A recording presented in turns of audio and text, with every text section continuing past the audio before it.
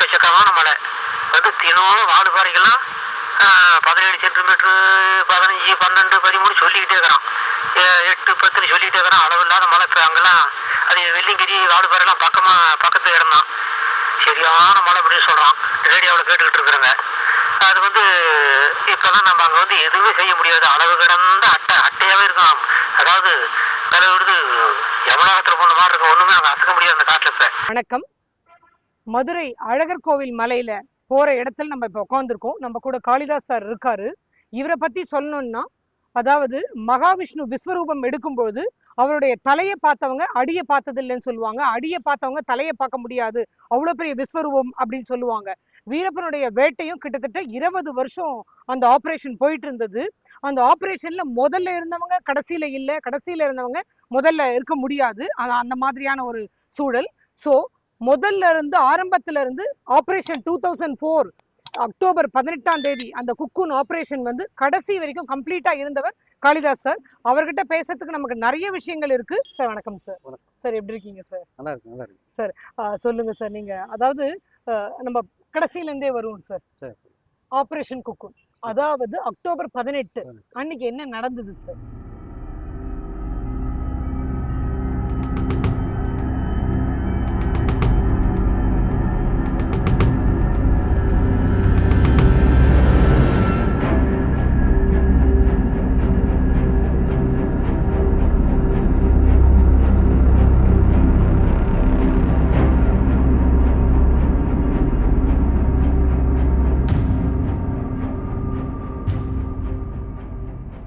October 18 operation குக்குங்கிறது வந்து அந்த நாளை வந்து தமிழ்நாடு காவல்துறையினுடைய ஒரு வரலாறு, அது வரலாற்றில் பொறிக்கப்பட்ட ஒரு நாளாகத்தை நான் பார்க்குறேன். ஆனால் அந்த ஒரு நாளுக்காக வேண்டி தமிழ்நாடு போலீஸு உருவான காலத்திலிருந்தே அந்த மாதிரி ஒரு ஆப்ரேஷன் நடந்திருக்குமான்னு கேட்டால் அதுக்கு வாய்ப்பே இல்லை. இனிமேலும் அது மாதிரி ஒரு ஆப்ரேஷனை வந்து தமிழ்நாடு போலீஸ் சந்திக்குமான்னு பார்த்தா அதுக்கு வாய்ப்பு இல்லைன்னு தான் என்னுடைய கருத்து. ஏன்னா அந்த மாதிரி ஒரு சென்சிட்டிவான ஒரு இன்டெலிஜென்ஸ் ஆப்ரேஷன்னா அது ஒன்று மட்டும்தான். அது அந்த 18ஆம் தேதி என்ன நடந்துச்சுன்னு நீங்கள் கேட்குறீங்க. அன்னைக்கு நடந்தது வந்து ஏற்கனவே என்னுடைய அதிகாரிகள் வந்து அது சம்மந்தமாக எல்லாம் விரிவாக பல சேனல்கள்லாம் சொல்லியிருக்காங்க. இருந்தாலும் நீங்க பண்ணாரி அம்மன் கோயிலுக்கு போனதுல இருந்து சொல்லுவோமே, ஆரம்பிப்போமே. பண்ணாரி அம்மன் கோயில்னா அது நான் 1991 நான் வந்து அங்கே என்ட்ரானா. அப்போ எங்களுக்கு வந்து தமிழ்நாடு போலீஸில் வில்லிங் கேட்டதுலேருந்து போனதுலேருந்து அப்போ போட்டாங்க. அப்போ வந்து கோபாலகிருஷ்ணன்ங்கிற ஒரு பாம் பிளாஸ்டில் வந்து வீரப்பன் இதில் தமிழ்நாடு போலீஸ் கொஞ்சம் பேர் பாதிக்கப்பட்டாங்க, இறந்தாங்க. அது சம்மந்தமாக அப்போ கவர்மெண்ட்டில் இருந்த அந்த சிஎம் வந்து ஒரு ஓப்பன் இது கால் பண்ணாங்க. இந்த மாதிரி இந்த ஆப்ரேஷனை முடிக்கிறதுக்கு விருப்பம் உள்ளவங்க வரலான்னு சொல்லி ஒரு அறிக்கை வரும்போது அதில் என்னோட சேர்த்து நாங்கள் ஒரு 500 பேர் சென்னைக்கு போனோம். அங்கே நிறைய ட்ரைனிங்லாம் கொடுத்தாங்க. இங்கே மதுரை சிட்டிலேருந்து நாங்கள் 100 பேர் போயிருந்தோம். அந்த ட்ரைனிங் வந்து ரொம்ப கஷ்டமான ட்ரைனிங். அதெல்லாம் முடிச்சுட்டு அதுக்கு இடையிலே அந்த ட்ரைனிங் கஷ்டமாக இருந்து வெளியே வந்தவங்களும் இருக்கிறாங்க. கடைசி வரைக்கும் அந்த ட்ரைனிங் முடிச்சுட்டு விருப்பன் ஆப்ரேஷனுக்கு போனவங்களும் இருக்கிறாங்க. அதில் போயிட்டு கடைசி வரைக்கும் அந்த ஆப்ரேஷனை முடிச்சுட்டு ட்ரைனிங் போயிட்டு முடிச்சுட்டு வந்ததுலேருந்து தான் நான் அங்கே இருக்கிறேன். என்னோட சேர்ந்து சில பேர் இருக்கிறாங்க. அவங்க பேர் இப்போ எனக்கு ஞாபகம் இல்லை. இதுதான் வந்து இருந்தது. ஆரம்பத்துல இருந்து போயிட்டு வந்ததில் ஒரு 11 ஆண்டுகள் வந்து அங்கே நாங்கள் வேலை பார்த்துருக்கோம். முக்கால்வாசி மதுரை திருநெல்வேலியில இருந்து நிறைய பேர் செலக்ட் பண்ணாங்க அப்படின்னாங்க. அதுக்கு ஏதாவது காரணம் இருக்கா சார்? காரணங்கள் அந்த உடம்பு பாடி அதெல்லாம் அது இருக்கலாம், ஒருவேளை இருக்கலாம். அது ஜெனட்டிக்காக கூட இருக்கலாம். மதுரையிலேருந்தே பார்த்தீங்கன்னா 100 பேர் போனோம். இந்த 100 பேர் பார்த்தீங்கன்னா இப்போ பாலச்சந்திர நாயர் கமிஷனர் இருந்தார். எங்கள் 100 பேரையும் வர வச்சு அந்த மேடம் அவங்களுடைய மிஸ்ஸஸ் வந்து எங்களுக்கெல்லாம் டீ போட்டு கொடுத்து எங்களை அனுப்புனாங்க. கமிஷனர் ஆஃபீஸ்லேருந்து 100 பேர் அனுப்புனாங்க. அப்போ வீரண்ணன் சொல்லி ஒரு எங்கள் ஏசி இருந்தார். அவர் தான் எங்களை கொண்டு வந்து ட்ரைனிங் சென்டரில் இறக்கி விட்டாங்க. அதனால் மதுரை சிட்டியே 100 பேர், திருநெல்வேலியிலேருந்து நிறையா வந்திருந்தாங்க, கன்னியாகுமரியிலேருந்து வந்திருந்தாங்க, திருச்சியில் நிறையா வந்திருந்தாங்க. இந்த மாதிரி இருக்காங்க. ஆனால் அதிக ஸ்ட்ரென்த்து மதுரை டிஸ்ட்ரிக்ட் திருநெல்வேலியிலேருந்து வந்திருந்தாங்க. மொத்தம் எவ்வளவு பேர் சார் இருந்தீங்க? அப்போ உங்களை எப்படி க்ரூம் பண்ணி கொண்டு போனாங்க? என்னன்னு சொன்னாங்க முதல்ல? இந்த ஆபரேஷனுக்கு என்னென்ன மாதிரிலாம் நீங்க தயாராகணும் அப்படிங்கிற மாதிரியான ஏதாவது விஷயங்கள் அந்த மாதிரி சொன்னாங்களா? எல்லாம் வந்து அவங்க யாருமே சொல்லல. இந்த மாதிரி ஒரு பாம்பு பிளாஸ்ட் பேப்பர்ல ஃபிளாஷ் ஆச்சு. 20 பேர் லேண்ட் மைன்ஸ்ல வந்து இறந்துட்டாங்க. அது வந்து வீரப்பன் வீரப்பன் பிடிக்கிறதுக்கான ஒரு டீமை ஃபார்ம் பண்ணுறோம். அதுக்கு விருப்பம் உள்ளவங்க வரலான்னு சொல்றாங்க. அதை தவிர அவங்க வேற எதுவுமே சொல்லலை. நாங்கள் அது சரி வீரப்பனை பிடிக்கிற ஆர்வம் உள்ளவங்க அதுக்கு நாங்கள் போனோம். ஒரு 5 பேர் 10 பேர் இருப்பாங்க. அப்போ இவ்ளோ பேரை தயார் பண்ணி கொண்டு போகணும்னு வரும்போது, அப்ப வீரப்பன் அவ்வளவு பெரிய பவரான ஆள் அப்படிங்கிற மாதிரியான ஒரு ஜட்ஜ்மெண்ட்ல அவங்க இருந்து இவ்வளவு பேரை செலக்ட் பண்ணாங்களா? எந்த காரணத்தினால இவ்வளவு பேரை செலக்ட் பண்ணாங்க? அல்ல அதுக்கு அதாவது வீரப்பன் பெரிய ஆளு, அது பயங்கரமான ஆளு, அதுக்கு வேண்டி இப்படியெல்லாம் ஒரு பிளானிங் இருக்குங்கிறது அப்போ என்னைய பொறுத்தளவுக்கு அந்த மாதிரி எந்த நாலேஜ் இல்லை. இல்லை அங்கே போயிட்டோம்னா வீரப்பன் சுடுவானா நம்ம செத்துருவானுங்கிற எண்ணமும் வரலை. அதே மாதிரி அந்த நேரத்தில் இருந்த வால்டர் சார் அவங்களுக்கெல்லாம் வந்து அவங்க ஏற்கனவே அவங்களுடைய அனுபவங்கள் நக்சலைட்டு மற்ற அவங்களுடைய சர்வீஸில் இருக்கிற அந்த அனுபவங்களை வச்சு வீரப்பன் வந்து கொஞ்சம் ஸ்ட்ராங்கான ஆள்கிட்ட அவனை வந்து தெரியாம அவங்க இந்த மாதிரி ஒரு பிளான் பண்ண மாட்டாங்க.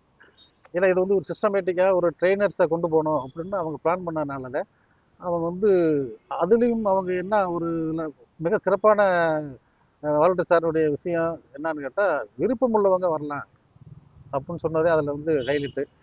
ஏன்னா இது விருப்பம் இல்லாமல் ஒரு இந்த மாதிரி ஒரு ஆப்ரேஷனில் யாருமே சக்ஸஸ் பண்ணிட முடியாது. நாங்கள் போனவங்களும் விருப்பப்பட்டு தான் வந்தாங்க. அந்த விருப்பம் வீரப்பனை பார்த்து அவனுடைய பேக்ரவுண்டு அவருடைய சுச்சுவேஷனை போன போலீஸுக்கெல்லாம் தெரியுமான்னு கேட்டால் ஓரளவுக்கு தெரியறதுக்கு வாய்ப்பு இல்லை. ஒரு ஆப்ரேஷன் போகணுங்கிற ஆர்வம் இருந்துச்சு.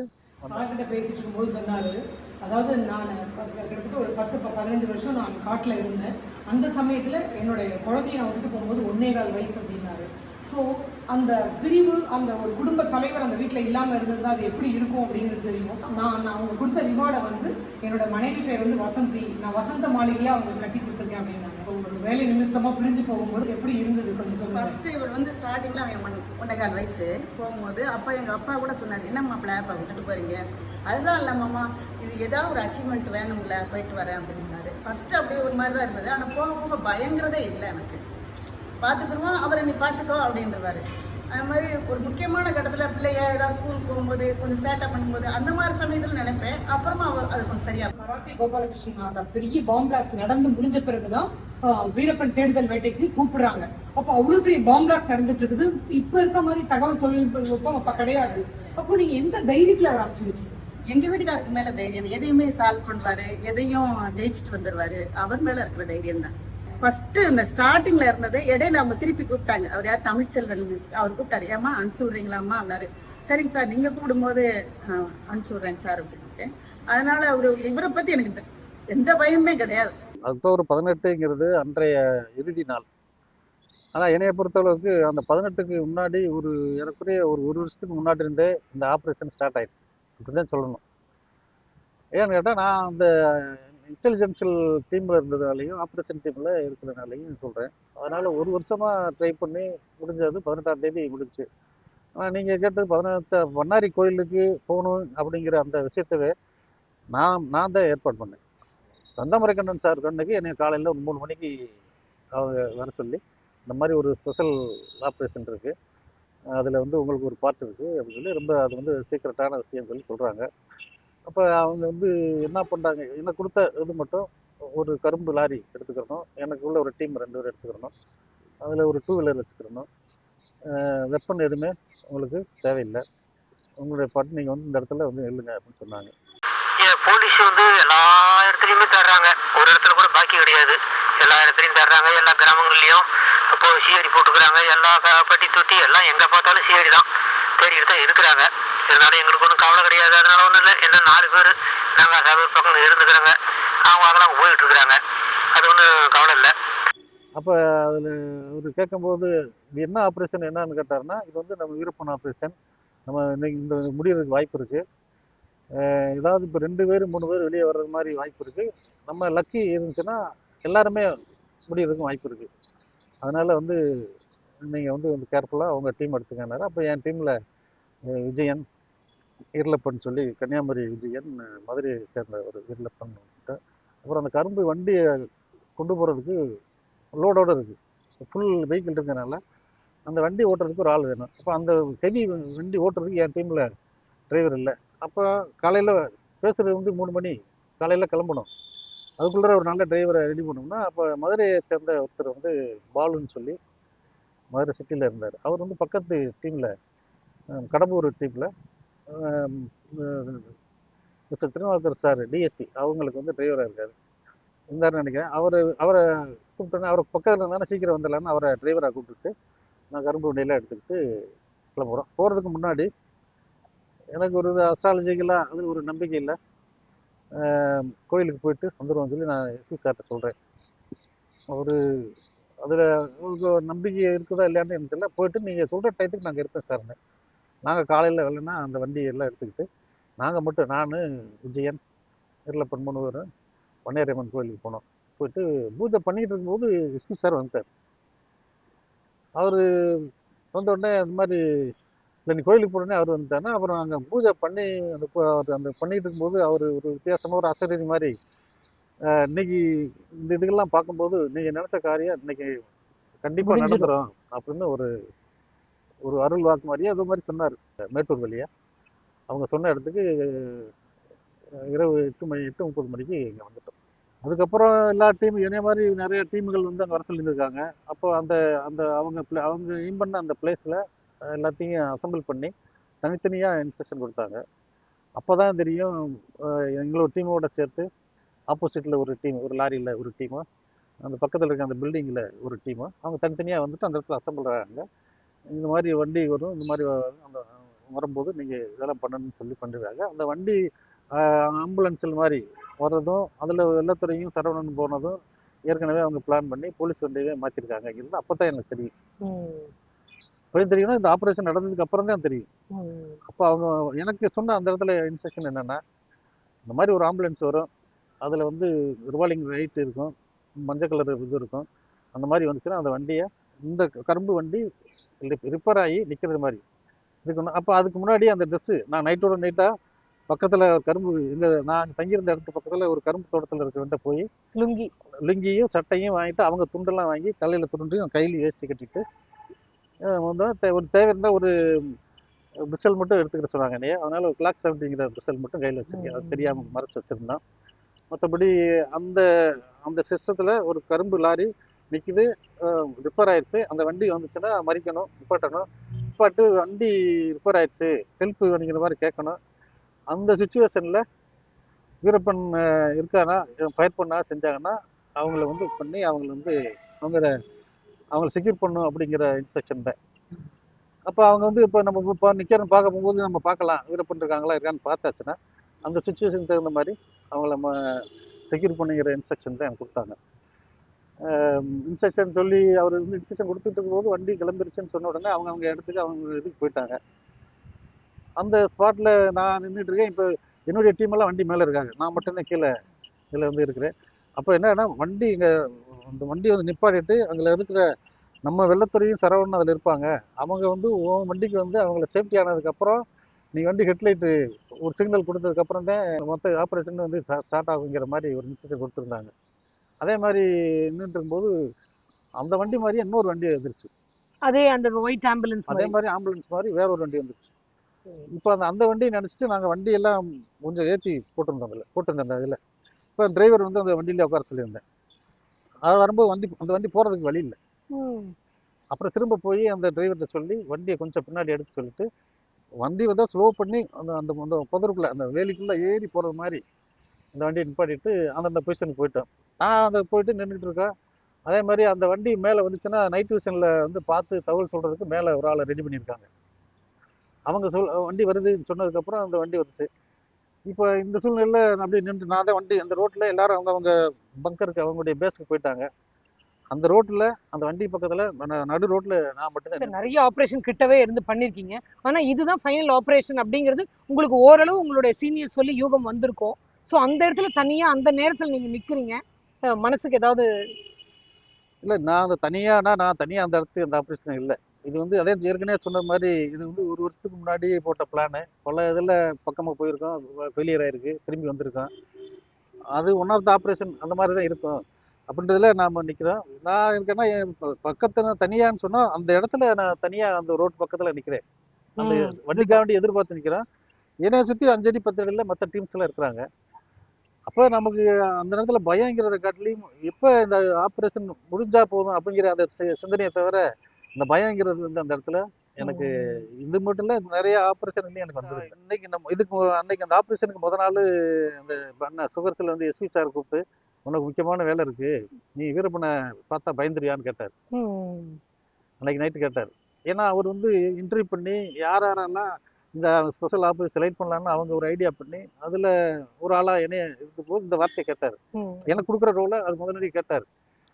அப்ப அப்ப கேட்கும்போது கூட நான் என்ன சொன்னேன்னா, எனக்கு வீரப்பனை பார்த்து பயம் இல்லை சார், எனக்கு வீரப்பனை பார்த்தாலே நான் போதும், எனக்கு அந்த அந்த மாதிரி ஒரு வாய்ப்பு கொடுங்க. அப்போ நீ வந்து துப்பாக்கி போய் இதை எடுத்துட்டு போகக்கூடாது, உனக்கு ஃபயர் பண்ண முடியாதுங்க, நீ வீரப்பனை பார்க்கக்கூடிய சூழ்நிலை வந்தால் என்ன செய்வேன் அப்படின்னு கேட்டார். எனக்கு அந்த சூழ்நிலை வந்தாலும் அந்த சூழ்நிலைக்கு தகுந்த மாதிரி நீங்கள் என்ன உத்தரவு கொடுக்குறீங்களோ அது மாதிரி நான் வேலை பார்ப்பேன் சார், எனக்கு அந்த வாய்ப்பு எனக்கு கொடுங்க அப்படின்னு கேட்டேன். அதனால எனக்கு அந்த இடத்துல எனக்கு பயமெல்லாம் இல்லை. வீரப்பனை முடிக்கணுன்ற ஆர்வத்தை தவிர அந்த மைண்ட் செட் அப்படியே 10 வருஷமா இருந்தனால பயம்ங்கிறதுக்கு எனக்கு அந்த இடத்துல வரல. சார் இதுக்கப்புறம் வீரப்பனுடைய ஆக்சுவல் ஆம்புலன்ஸ் வருது, அதுக்கப்புறம் என்ன நடக்குது சார்? ஆக்சுவல் ஆம்புலன்ஸுங்கிறது வந்து அந்த ஆம்புலன்ஸ் தானான்றது வந்து அங்கே இருக்கிற யாருக்கும், ஏன்னா ஃபர்ஸ்ட் ஒரு ஆம்புலன்ஸ் வந்தனால ஒரு கன்ஃபியூஷன் ஆயிடுச்சு அந்த சுச்சுவேஷனில். அதே மாதிரி இன்னொரு வண்டியம்மா இருக்கும்போது அந்த டவுட் வந்துருச்சு, எனக்கு வந்துருச்சு, ஒருவேளை வேற வண்டியா கூட இருக்கலாம் அப்படின்னு சொல்லிட்டு. ஆனா அவங்க சொன்னது மாதிரி அந்த மேல இருக்கிற ரிவால்விங் லைட்டோ, அந்த ப்ளூ கலர்ல இருக்கிற அந்த ரிவால்விங் லைட்டோ, எல்லோ கலர் லைட்டோ, அவங்க அவங்க நிப்பாட்டக்கூடிய இடம் மார்க்கிங் பிளேஸ் வந்து வேற, அந்த இடத்துல நிப்பாட்டுவாங்க, அவங்க தான் அந்த ஆம்புலன்ஸ் இருந்துச்சு. ஆனா அந்த வண்டி வந்துகிட்டே இருக்கு. முதல் வண்டி வந்து அதே மாதிரி பக்கமா வந்துருச்சு, இந்த வண்டி அதே மாதிரி பக்கம் வந்துருச்சு. அந்த வண்டி டிரைவருக்கு என்ன ஆயிருந்திருக்குன்னா, அவர் அங்கிருந்து அந்த டிஸ்டன்ஸ் 5 கிலோமீட்டர் தான். ஆனா யாருக்குமே இந்த மாதிரி சூழ்நிலை, அவங்க அந்த சரவணனும் வெள்ளத்துறையும் அவங்க ஏறும்போது வீரப்பனும் சேர்ந்து வண்டியில ஏறிருக்காங்கிறது அவங்க அங்கேயே பார்த்துட்டாங்க. அப்ப அந்த வண்டியில அவங்க ஏறினாங்க அப்படின்னா அவங்க பின்னாடி வச்சுட்டு இவங்க வண்டி ஓட்டி வரும்போது ஒரு ஒரு மைண்டு ஒரு பதட்டமான ஒரு சூழ்நிலை இருந்திருக்கும் இல்லையா யாருக்காவது. அந்த மாதிரி சூழ்நிலை இருக்கும்போது 5 கிலோமீட்டருங்கிறது அவருக்கு வந்து அதிக டிஸ்டன்ஸ் மாதிரி தெரிஞ்சிருக்கு. அவங்க சொன்ன இவர்கிட்ட என்ன சொல்லி இருந்திருக்காங்கன்னா, 5 கிலோமீட்டருக்கு வரும்போது ஒரு மார்க்கர் இருக்கும் ரைட்ல, அந்த மார்க்கர் வந்து ரிஃப்ளெக்ட் இருக்கும், அது பக்கத்துல வந்து நிப்பாட்டணும், மேல இந்த லைட் எல்லாம் போட்டுருக்குன்னு சொல்லியிருக்காங்க. அவரு சில அந்த லைட்ல 2 இது ஏதோ ஆன் பண்ணலன்னு நினைக்கிறேன். ஆனா இருந்தாலும் அந்த வண்டியில வந்துட்டும் போது அந்த மார்க்கரை தாண்டி இவரு வந்துட்டாரு, கொஞ்சம் முன்னாடி வந்துட்டாரு. அவருக்கு அந்த இது தெரியாம மார்க்கரை தாண்டி முன்னாடி வந்துட்டாரு.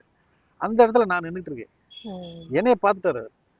என்னைய பார்த்த உடனே சரி நம்ம டீம் இங்கதான் நிக்கிறாங்க, ஏன்னா சரவணனுக்கு இந்த இடத்துல தான் செட் பண்ணிருப்பாருன்னு அவருக்கே தெரியாது. அவர் இந்த ரூட்ல நீ வந்துகிட்டே இரு, சுமார் 5 கிலோமீட்டர் தான் சொல்லியிருக்காங்களே, இந்த இடம்ன்றது யாருக்குமே தெரியாது. அப்ப அவருக்கு கன்ஃபியூஸ்ல வந்து மார்க்கரை தாண்டி வரும்போது என்னைய பார்த்த உடனே அவரு கீழே இறங்கி அந்த அவருக்கு சொன்ன இந்த மாதிரி நீங்க நம்ம அந்த இடத்துல இருக்கோம், நீங்க இறங்கி வந்துருங்க, முன்னாடி ஒரு லாரி நிக்கணும்னே அவர் வெள்ளத்துறை இறங்கி இங்கிட்டு வர்றாரு, இவர் லெஃப்ட் சைடு வர்றாரு, நான் கூட நின்றுருக்கேன். அவர் கத்திட்டே வர்றாரு, இந்த மாதிரி எல்லாமே கேங் எல்லாமே இருக்கான்னு கத்திட்டே வர்றாரு. அவர் அந்த பக்கம் வெள்ளத்துறை போறாரு.